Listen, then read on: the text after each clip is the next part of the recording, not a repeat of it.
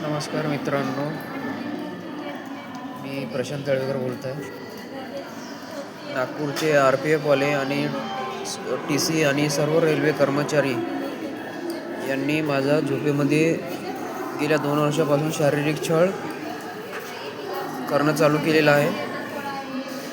तरी यांच्या विरोधात फडणवीस सरकार कारवाई नाही करत आहे.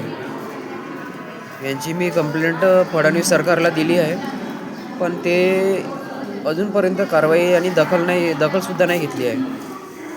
आणि इथले मी कॅमेरा चेक करायसाठी मी गेल्या 2 वर्षापासून मी कंप्लेंट करत आहो, तर त्याच्यावर अजूनपर्यंत काही कारवाई नाही केली आहे आणि काही दखल नाही घेतली आहे.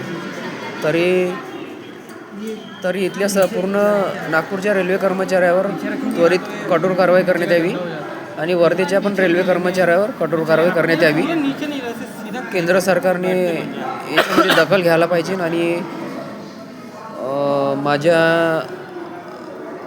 माझ्यासोबत जे शारीरिक शोषण होत आहेत त्याच्यासाठी हे जनता पण जिम्मेदार आहे. वर्धा जिल्ह्यातली आणि नागपूर जिल्ह्यातली झोपेमध्ये हे माझ्यासोबत शारीरिक अत्याचार करण्यासाठी मी जिथं झोपून राहतो हे मुद्दामून गाड्या घेऊ हे नागपुरातली जनता येते आणि माझ्यासोबत शारीरिक अत्याचार करते, चालत्या रेल्वेमध्ये पण करते.